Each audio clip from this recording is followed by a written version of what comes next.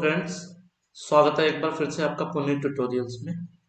और आज हम देखने वाले हैं कि सिंपल इंटरेस्ट के बारे में जो मेन बेसिक फॉर्मूलाज और फंडे हैं वो आज हम देखने वाले हैं।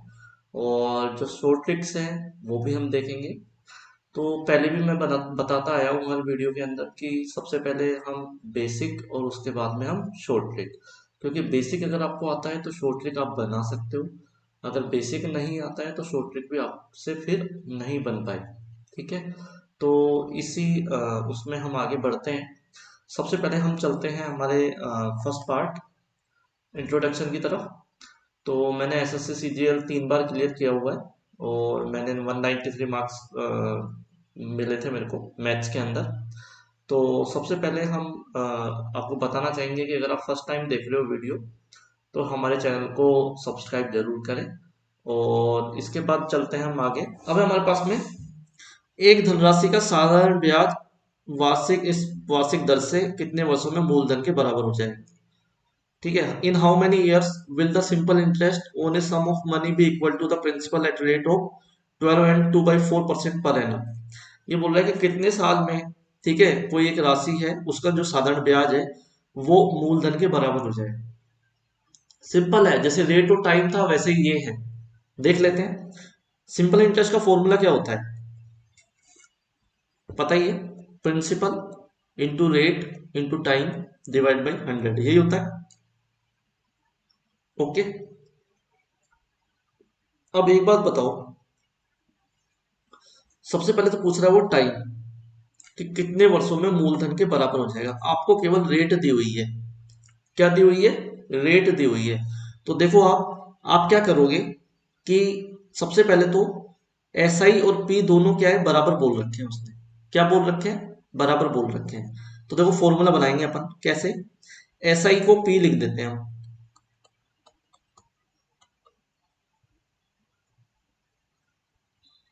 इसको जब आप करोगे,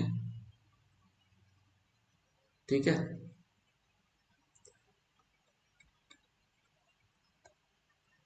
तो देखो पी से पी गया, क्योंकि यहाँ पे क्या बोल रहा है कि साधारण ब्याज है वो मूलधन के बराबर। तो जब एस आई मूलधन के बराबर हो जाता है तो ये दोनों बराबर हो जाएंगे। तो एस आई को मैं पी लिख सकता हूँ, तो ये मैंने पी लिख दिया। अच्छा, वो पी पी इधर से कट गया, 100 इधर आ जाएगा। ठीक है, तो हाँ, अब हमें निकालना क्या है? टाइम। टाइम बराबर, ठीक है, तो ये हो जाएगा आपके पास में 100/आर। तो 100 इधर चला गया, आर नीचे आ गया, यही है।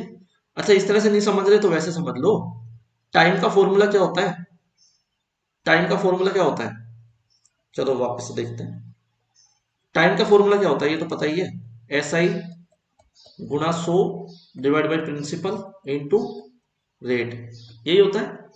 तो जब एस आई और प्रिंसिपल दोनों मतलब ब्याज और मूलधन बराबर है तो ये दोनों कट जाएंगे।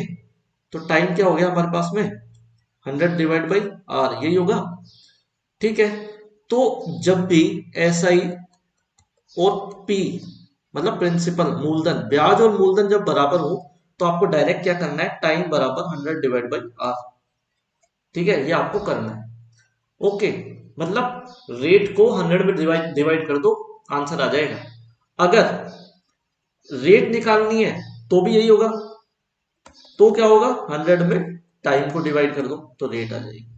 तो जब भी बोले कि ब्याज और मूलधन बराबर है तो 100 में टाइम को डिवाइड कर दोगे तो रेट आ जाएगी, और रेट को डिवाइड कर दोगे 100 में तो टाइम आ जाएगा।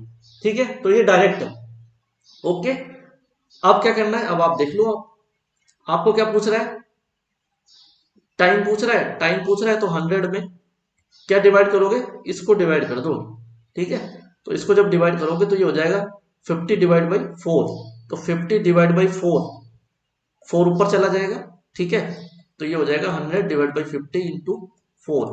तो ये हो जाएगा, 2 से मल्टीप्लाई कर दो, 8 साल, 8 ईयर्स। तो आंसर आपका क्या हो गया? 8 साल। तो कुछ नहीं किया अपन ने, अपन ने बस 100 को डिवाइड कर दिया इसके अंदर। अच्छा, यहाँ पे ये है, अगर सपोज करो यहाँ पे 5 होता, फिर क्या करते हैं? कुछ नहीं, 100 को डिवाइड कर दो 5 से, तो आ गया अपने पास में 20 ईयर। तो कहने का मतलब इस तरह के क्वेश्चन तो आपको दिमाग में हो जाने चाहिए, पेन चलाने की जरूरत ही नहीं पड़नी चाहिए। मैं कहूं कि 5 साल में, मैं अगर ऐसे कहूं कि 5 साल के अंदर, 5 साल के अंदर, ठीक है, अगर साधारण ब्याज और मूलधन बराबर है तो आपकी दर क्या होगी।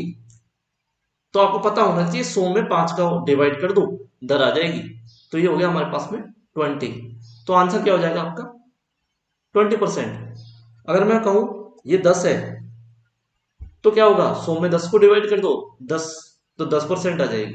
अगर मैं यहाँ पे 10 वर्ष नहीं लिख के मैं बोलता हूँ कि 20%, 20% दर है और साधारण ब्याज और मूलधन बराबर है, तो टाइम निकालिए कितने वर्ष में होगा ये। तो आपको पता होना चाहिए 100 में 20 को डिवाइड कर दो, 20 पंजो 100, तो 5 वर्ष के अंदर ये ऐसा हो जाएगा। बस, कितना शॉर्ट है, 1 सेकंड में नहीं लगा आपको, आपको डायरेक्ट टिक करना है बस।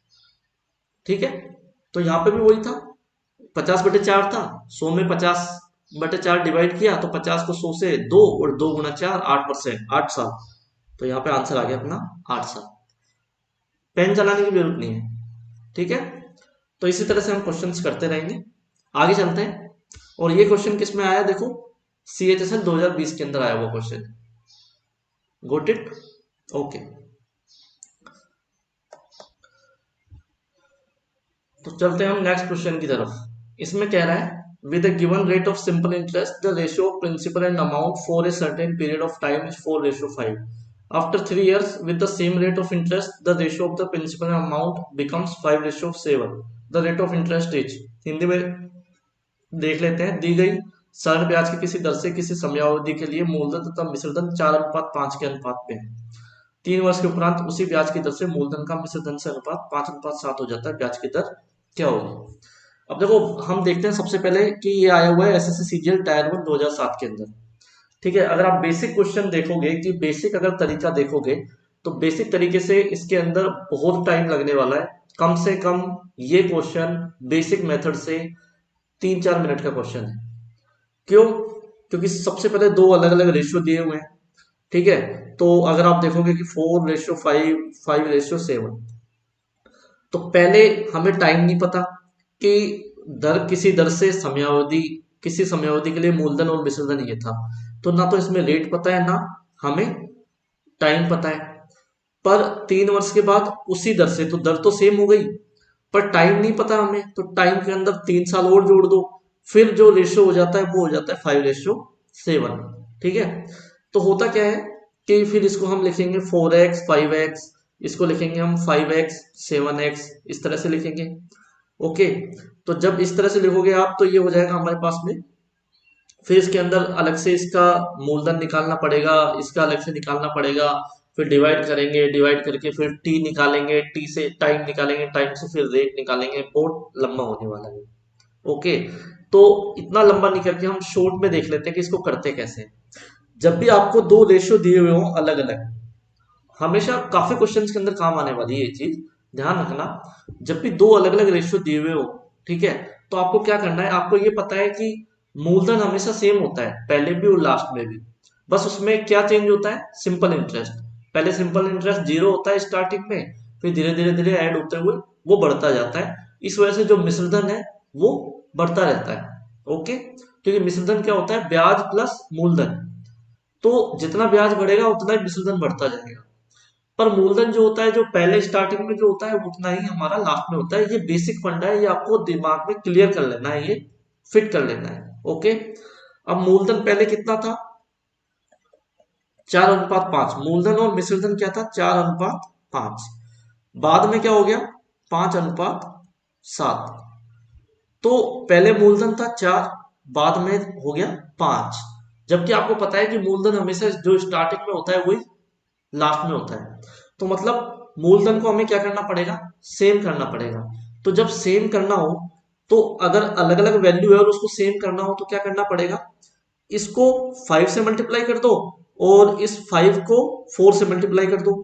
ठीक है, तो इसको तो कर दो पूरे को 5 से मल्टीप्लाई, और इस 5 को 4 से मल्टीप्लाई कर दो। मतलब एक दूसरे से मल्टीप्लाई कर दो तो वो वैल्यू क्या हो जाती है, सेम हो जाती है।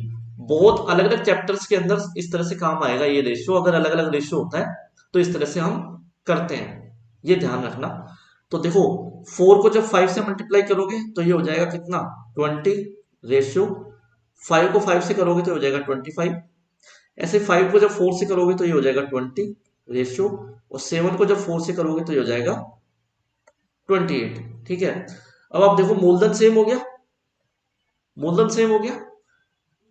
अब देखो पहले मिश्रधन था 25, बाद में मिश्रधन हो गया हमारे पास में 28। कितने साल बाद? 3 साल के बाद। 3 साल के बाद मतलब 3 साल के अंदर, 3 वर्ष के अंदर पहले मिश्रधन 25 था फिर 28 हो गया। कितने का डिफरेंस आया? 3 रुपए का। अब 3 रुपए क्या हो गया? साधारण ब्याज, क्योंकि मैंने क्या बताया, मिश्रधन चेंज होता है। अभी बताया ना मैंने कि ब्याज क्या होता है, ब्याज प्लस मूलधन, ये क्या होता है हमारा मिश्रधन अमाउंट। ठीक है, तो ये जो मिश्रधन होता है, तो मूलधन सपोज करो 100 है तो ये तो 100 ही रहेगा। ब्याज बढ़ता रहता है 10 रुपए, 20 रुपए, 30 रुपए, इस तरह से बढ़ता रहता है। तो जो टोटल अमाउंट है वो भी बढ़ता रहता है। तो सपोज करो पहले ब्याज 10 था तो मिश्रधन कितना हो जाएगा 110, बाद में ब्याज 20 रुपए हो गया, मूलधन तो वही रहेगा 100 रुपए, फिर हो जाएगा 120, फिर 30 था तो मिश्रधन हो जाएगा हमारे पास में 130। तो कहने का मतलब क्या बढ़ रहा है, ब्याज बढ़ रहा है, मूलधन तो उतना ही है। अब आप इसको इसमें से माइनस करोगे, 130 को 110 में से माइनस करोगे तो कितना आएगा 20, और इसको इसमें से माइनस करोगे तो भी आएगा कितना 20। तो एक तरह से अगर मिश्रधन को मिश्रधन में से माइनस करते हो तो ब्याज का ही डिफरेंस आता है वो। ठीक है, तो ब्याज में जो डिफरेंस होता है वही डिफरेंस किसमें होता है, मिश्रधन में। तो इसका मतलब ये है कि 25 और 28, 28 मिश्रधन है और पहले था 25, तो कितने का डिफरेंस आ गया 3 रुपए का। तो ये 3 रुपए क्या हो गया अपना ब्याज हो गया। ठीक है, अब जब ब्याज हो गया तो फिर कैसे निकालेंगे हम, आपके पास में पता ही है कि ब्याज का दर निकालने का फॉर्मूला क्या होता है, rate equal to S I. S I कितना है 3 रुपए इंटू 100, मूलधन कितना है 20 रुपए, चाहे ये ले लो चाहे ये ले लो 20 रुपए। ठीक है, इंटू टाइम कितना है, टाइम 3 साल, 3 साल के लिए तो था, तो 3 साल, तो 3 से 3 कट गया, इससे काट दिया 5, तो हमारा आंसर आ गया 5%। तो इस तरह से आपको क्वेश्चंस को करना है। ये सबसे basic short trick, basic method तो काफी लंबा है, ये है शॉर्ट ट्रिक, और सबसे अच्छी शॉर्ट ट्रिक है ये, इससे फटाफट से क्वेश्चंस निकल जाते हैं। ओके, ध्यान रखना है आपको शॉर्ट ट्रिक को अच्छे से देखनी है और अच्छे से आपको प्रैक्टिस करनी है। मैं गारंटी देता हूं अगर आपने मेरे चैनल पे जितने भी वीडियोज अगर आप देखते हो तो गारंटी से कहता हूं आप किसी भी क्वेश्चन में नहीं अटकने वाले हो, और बहुत स्पीड के अंदर आप सारे क्वेश्चंस करने वाले हो। और मैं जितने भी क्वेश्चंस करवाता हूँ वो यहाँ पे जो एग्जाम्स में आए हुए क्वेश्चन होते हैं वो करवाता हूँ मैं यहाँ पे, क्योंकि ये भी देखो आप एसएससीजीएल टायर 1 2007 के अंदर आया हुआ क्वेश्चन है।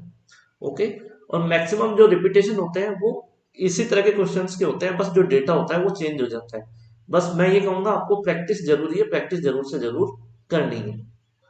अगर पहली बार आप देख रहे हो वीडियो तो चैनल को लाइक शेयर सब्सक्राइब जरूर करें, और इस तरह के वीडियोस को देखते रहने के लिए आप हमारे दूसरे वीडियोज को साथ में देखते रहे। और सबसे पहले बेसिक हमारे पास में जो सिंपल इंटरेस्ट है उसका ये एक पार्ट ये वाला था। मैक्सिमम जो जितने भी चैप्टर्स है वो धीरे धीरे और हम हमारे यूट्यूब चैनल पे डालते रहेंगे, तो देखते रहिए और लाइक शेयर सब्सक्राइब करते रहिए। थैंक यू सो मच, जय हिंद जय भारत।